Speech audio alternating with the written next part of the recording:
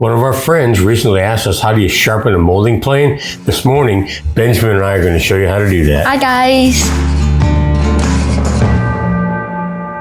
So one of the guys that watches our videos all the time, we showed him one of these molding planes last week, and he came back with a question that was, how do you sharpen it? How to use it? So today I'm going to teach you how to do that. Sound cool to you? Mm-hmm. Okay, so this is a molding plane. It's got a profile here on the bottom, and the blade matches that profile. And then this wedge holds that blade right down into this body. So the first thing we got to do is we got to loosen up that wedge to get it out of there. Because when we put it in, we tighten it up to keep it in place. Now all we do is we grab the wedge here and we smack it on this end, and that jolt will loosen that wedge up a little bit. And then that wedge will pop out of there if we hit it hard enough. There we go. Wedge pops out of that end, and then the blade comes out this end. We'll set this aside, set that aside. And you see what we got here? This profile here on the end of that blade is what the profile will be on the piece of wood that we're going to do. So this is called the bead. It's a bead mold. So what we got to do is we'll take the top of it here, and we'll sharpen this way, and then we'll take this plane here, the back side of it, and bring the back up to that, and that'll make it really sharp. So all sharp really is when this plane here on the metal meets this plane here, we want that meeting point to be as small as possible. The smaller that meeting point, the sharper that's going to be. So the first thing we're going to do is we're going to get out our little sharpening stone here, and we're going to go on this top side here, and we're just going to roll that top side back a little bit. And that's going to get these edges here nice and sharp. And I can feel already they pulled a little bit of a burr over that backside. So all it is, we push some of that metal over onto this side, and we can feel that little bit of a burr there. And then we've got the round spot here. We're going to just take and run that a few times the same way, just to follow the profile. And that's why it's good to have the sharpening stone like this. It's got a pointed profile. It's got a graduated round profile. So we've got different dimensions of the round profile that we can use. We can come across there. They can find that linked in our profile, right? Yeah, they can find the link to find one of those in our profile. So there, now I can feel that edge is kind of burred over like that. So run your finger right across there like that. You can feel just a little bit of a burr, just a little bit of a hook on there, can't you? Pretty cool. So that's all we need to do with that is we're taking this side down, and then we're just going to go over here to our sharpening stones, and we're just going to take the flat part here and bring it right back over to the front. So we're just holding it down on there nice and flat. We're going to run it back over there a few times like that. That's going to take that burr off, and it's going to take this flat side here and push it right over onto the front and make that sharp. So if you run your finger across it like this, right across the end like this, other way, come this way, turn around like that. You can feel how sharp that is. It wants to pull on your finger a little bit. So that's real nice and sharp. We'll clean this over just a little bit better.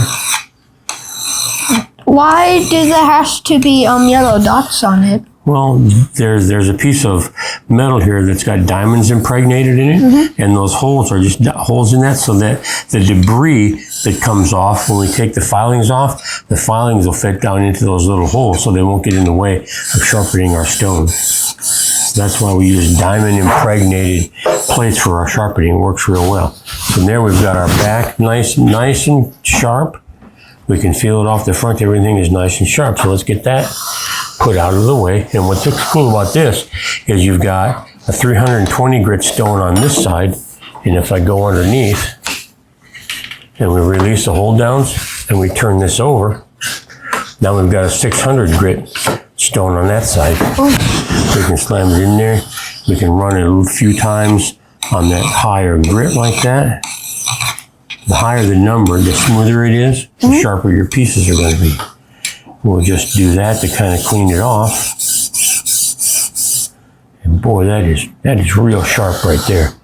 Let's clean this off.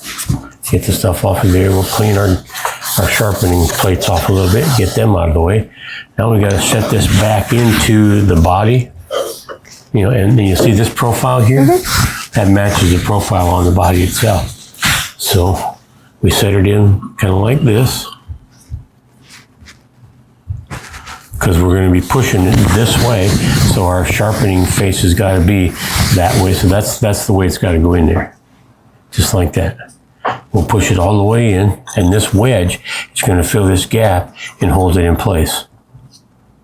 Why does it have to have this certain area? Well, because that's the way it can be, that's the way the blade can be held into the body of the plane. So it's just a wedge fit. So go ahead and smack the end of that just a little bit. There you go. Now it doesn't take much, just a few little taps. Then we'll look down the end here. We can't quite see it come through. So we've got to go up here. We've got to tap our blade down just a little bit and then tap the wedge in to tighten it up. So it's just about there. You can almost see it. If you look down here, you can almost see the points on the cutter sticking out above there. So let's take it over here. We'll test it first. We're just going to test it to see if we got any of the blade sticking out, and we don't. So what we do is we'll tap it a few times again. And nice and easy. We're just kind of creeping up on it, nice and slow.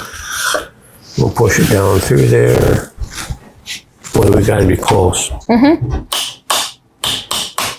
So just a little bit of a tap with the hammer goes a long ways. We're not quite there yet. That's kind of the tedious part about sharpening these, is getting that blade to come out of there just ever so slightly. We want to take just a little bit of a cut. We don't want much to come off of there. So we're kind of creeping up on it is what we're doing. This blade don't want to cut today. It does not want to cooperate today. But that's part of setting it up. Once you get it set up, you're pretty much done. Ooh, there we go. We got a little bit of it. Not much of it coming out of it, but just a little bit. We'll keep going until we get it where we want it. Look at those little fine wispy curls of stuff coming off there. That is exactly where we want that to be. We might want to get it just a touch closer, but we're real close to where we want to be there. And what I'm doing is I'm using this edge of the plane to run up next to the edge of our board here. So that's kind of our guide. And then I'm holding it with this hand. I'm holding it over onto the wood and down with my thumb. And then I'm in the back here. I'm holding it like this and kind of pushing it right through there. Look at that. Look at that coming off of there. How does this plane make the other planes different? How are they different? This one is a lot earlier than your number 5 here. So they hadn't developed all this technology for advancing the blade and adjusting the blade and all. So you got it's just literally a tap and a tap to adjust it in there. This wasn't developed until probably close to 70, 80, maybe even 100 years after this. So this doesn't have all the technology that does. But if you look at this like this, and you look at that bead that we just made on there. The blade is shorter than this one. Yep. There. Now that gets us our profile. And what's neat about that is this plane was probably made somewhere before, during, or shortly after the Civil War. You know what that was, right? The Civil War between the North and the South here in the United States. So some cabinet maker in his shop used a plane just like this, even this particular one, to make that nice bead profile on a piece of furniture they were making. So this works just as good today, sitting here in our shop, as it did back during the Civil War. You know, so literally, this is old enough to where the person who used this originally was alive during the Civil War. Hands were on this that were a part of that piece of history for our country here. And the neat part of it is we can use it today exactly the same way and get exactly the same result that somebody did all those years ago. So you look at that neat profile that we've got there, just a little neat decorative edge. And that's what we did with a molding plane. So what all did we do? We took the blade out of the body of the plane by tapping it on the end, and the impact going this way loosened the wedge out so we could pull the wedge out. And then we pulled the cutter off the other end. You know, we cleaned it up and all this kind of stuff. We got our cutter nice and sharp by taking the profile, cleaning up the profile from the angle side, and then we took the back side of it and we brought that down nice and smooth to meet up with the angle coming off the back. We put it back into our molding plane, coming up to the bottom with the cutter and down through the top with the wedge. And it took us a little bit to get that wedge adjusted and get the cutter adjusted and all, but now this is going to work for a long lot of years because you can see how little bit that cut off there. It's going to take a long time to get this dull. So that's how it worked. You want to try it? Yeah. Now, Tim, as Benjamin tries that, this is not an irrelevant tool either. Didn't you recently use one of these on a walnut table you made on the apron? Yeah, on the big walnut table that we just made a couple weeks ago for some friends of ours, we used a plane just like this to put the bead mold on the aprons of the tables. So again, the way to use this is you're going to hold this edge right here, right on the edge of that board. We're going to start about halfway down. We're going to hold it in place and just run it, push it right on down there. Got it? All right. Yeah, there you go. Nice. You want to get that edge lined right up on the edge of the board. Just like that, over a little bit, just like that. And holding it pretty much straight up and down. Now go ahead and push it through. Your first shaving with a bead molding plane. You got to get it on the edge right there like that. There you go. Now push it through. There you go. Let's get it more perpendicular. Just like that. Now push it on through there. Back it up. Hit it again.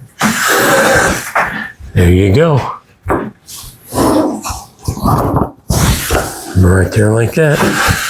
Okay, so you got it angled in a little bit. You got to keep it at 90 degrees like that. Right there like that. Pushing it through. There you go. And it takes a while to kind of get the hang of doing that.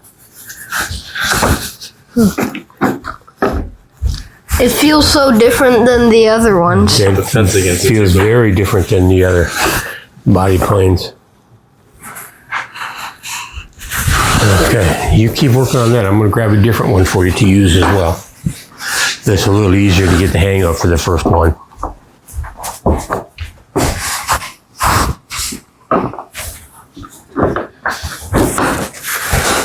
There you go. Do that again, just exactly the same way. There you go. Now, when we're doing this, if we start near the end of our board and kind of work our way back, then we're not taking the whole thing all in the one first shot. It just makes it easier. It's kind of like cutting downhill. It just goes easier. Okay, let's set that one aside. We're going to try this one because this one is a little easier to get the hang of. So this one is a radius, which means it's got a curve like this, about an 1/8 inch right. All you do with this one is you hold it like this at like a 45-degree angle to the piece, and you just push it right on down there, just like that. So I'm holding it down with my hand here. I'm pushing it through with this hand. Go ahead and do that. Turn your front hand over this way.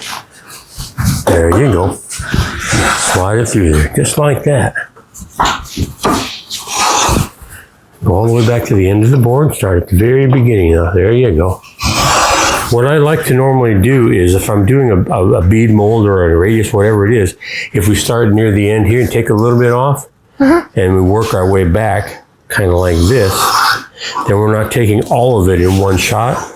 It makes it a little easier because when we come down near the end, most of what we're taking off is already gone. So it just makes it a little easier to start on one end, make a pass, and back up just a little bit further with each pass. It just makes it a little easier to get that nice profile on there. And this one's a small profile. It's not taking off much, but feel how round that is.